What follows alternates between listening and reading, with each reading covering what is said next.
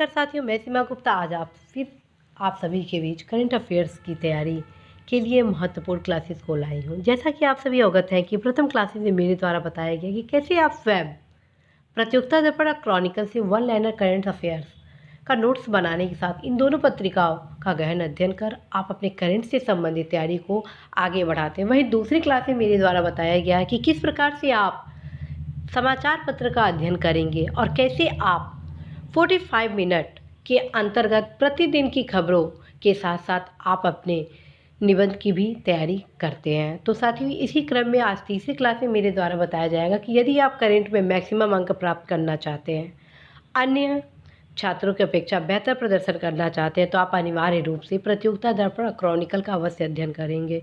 साथियों, प्रतियोगिता दर्पण और क्रॉनिकल में आपको वे तमाम करंट अफेयर से संबंधित जानकारियाँ मिलेंगी जो कि परीक्षा में पूछे जाते हैं, क्योंकि इन दोनों पत्रिकाओं में उन तमाम पहलुओं को ध्यान में रखकर क्वेश्चन लाया जाता है, प्रश्न बनाए जाते हैं, विषय सामग्री से संबंधित विभिन्न तथ्यों को रखा जाता है जो कि आप सभी के परीक्षा के लिए बेहद ज़रूरी है। साथियों, आप सभी के बीच में समीक्षा अधिकारी, सहायक समीक्षा अधिकारी, प्रारंभिक परीक्षा और मुख्य परीक्षा से संबंधित विभिन्न प्रकार के क्लासेस को ला रही हूँ, आप सभी की तैयारी करवा रही हूँ, ताकि आप अपने इस गाइडेंस क्लासेस के माध्यम से, इस सहयोग के माध्यम से आप अपनी तैयारी को सही दिशा निर्देश में ले जाकर आप अवश्य ही अपनी तैयारी को कंप्लीट करें। साथियों, यदि आप बताए गए विषय सामग्री का आप अध्ययन करते हैं तो निश्चित रूप से साथियों आप निराश नहीं होंगे। आप अनिवार्य रूप से प्रतियोगिता दर्पण और क्रॉनिकल दोनों पत्रिकाओं का अवश्य ही अध्ययन करेंगे, क्योंकि साथियों प्रतिस्पर्धा के दौर में थोड़ी सी भी परिश्रम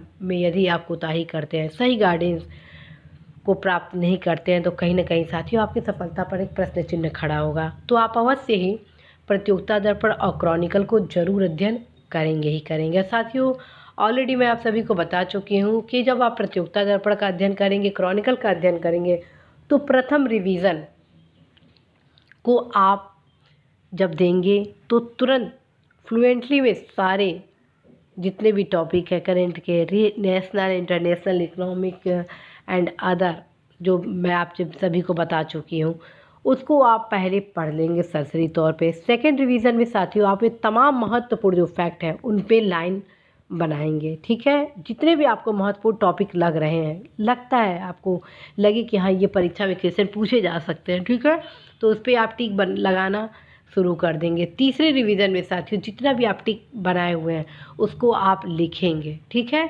और चौथे टर्म्स में आप क्या करेंगे, जितना भी टिक है उसको फिर से पढ़ेंगे।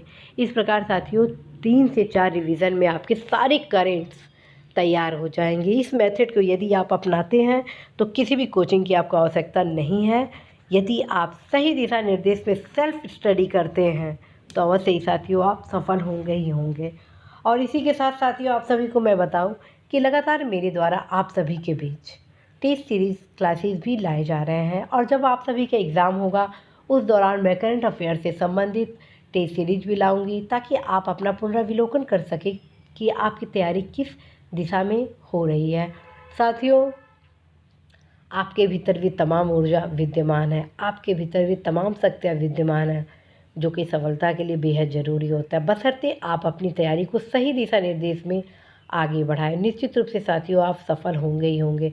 साथियों, मेरे द्वारा आप सभी को बताया गया है कि प्रतियोगिता दर्पण क्रॉनिकल का आपको कौन कौन सा अंश पढ़ना है। जैसा कि मैं आपको बता चुकी हूँ कि आप प्रतियोगिता दर्पण और क्रॉनिकल के जो अन्य विषय सामग्री वो नहीं पढ़ना है, क्योंकि आप करंट के पॉइंट ऑफ व्यू से पढ़ रहे हैं। तो करंट के आप पॉइंट ऑफ व्यू से पढ़ रहे हैं तो आप राष्ट्रीय, अंतर्राष्ट्रीय, आर्थिक, विज्ञान, प्रौद्योगिकी, संचिका और जो वन लाइन इसके होते हैं उसका बस आप अध्ययन करेंगे। एक्स्ट्रा आपको पढ़ने की आवश्यकता नहीं होगी। यदि आप निबंध के पॉइंट ऑफ व्यू से प्रतियोगिता दर्पण क्रॉनिकल को पढ़ते हैं तो जो विशेष आर्टिकल है उसका आप अध्ययन कर सकते हैं। जैसे कि आप यहाँ पे देख रहे हैं, लिखा है भारत के विदेश नीति के सिद्धांत, विदेश व्यापार नीति, क्षेत्रीय व्यापार क्षेत्र, महत्वपूर्ण बिंदु।